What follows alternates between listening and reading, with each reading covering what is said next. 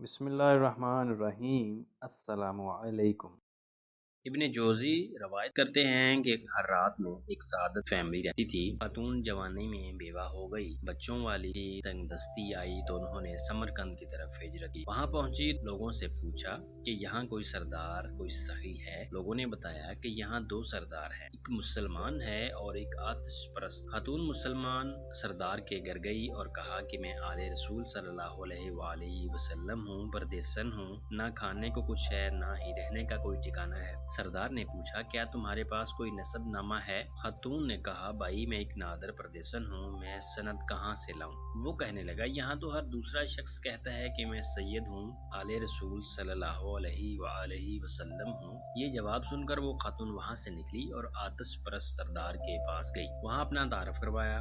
اس نے فوراً اپنی بیگم کو ان کے ہمراہ بھیجا کہ جاؤ ان بچوں کو لے جاؤ، رات سرد ہے، خاتون اور ان کے بچوں کو کھانا کھلاؤ، اور مہمان خانے میں سونے کے لیے جگہ دے دی گئی۔ اسی رات کو مسلمان سردار نے خواب دیکھا کہ رسول اللہ صلی اللہ علیہ وآلہ وسلم جنت میں سونے سے بنے خوبصورت محل کے دروازے پر کھڑے ہیں۔ مسلمان سردار عرض کرتا ہے یا رسول اللہ صلی اللہ علیہ وآلہ وسلم یہ محل کس کا ہے؟ آپ صلی اللہ علیہ وآلہ وسلم فرماتے ہیں ایک مسلمان کا ہے۔ یہ کہتا ہے مسلمان تو میں بھی ہوں۔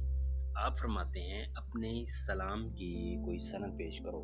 وہ شخص کانپ جاتا ہے۔ آپ صلی اللہ علیہ وآلہ وسلم فرماتے ہیں میرے گھر کی بیٹی تیرے دروازے پر چل کر آئی اور تو نے اس سے سعادت ہونے کی سند مانگی، میری نظروں سے دور ہو جاؤ۔ جب اس کی آنکھ کھلی تو وہ ننگے سر اور ننگے پاؤں باہر نکل آیا اور شور مچانا شروع کر دیا کہ وہ پردیسن خاتون کہاں گئی۔ لوگوں نے بتایا کہ وہ آتش پرست سردار کے گھر چلی گئی۔ وہ اسی حالت میں بھاگا گیا اور سردار کے دروازے کو زور زور سے کھٹکھٹانے لگ پڑا۔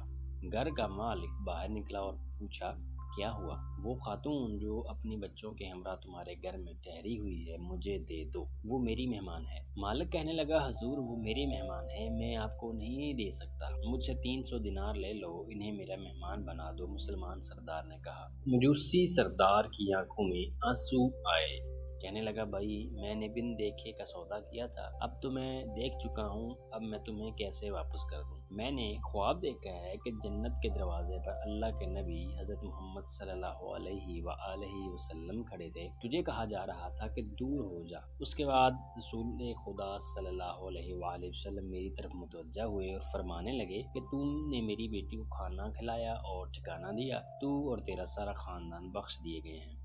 سب کے لیے اللہ تعالیٰ نے جنت کا فیصلہ کر دیا ہے۔ آنکھ کھلتے ہی میں ایمان لا چکا تھا، میرا سارا خاندان کلمہ پڑھ چکا ہے، ہم وہ دولت کبھی آپ کو واپس نہیں کریں گے۔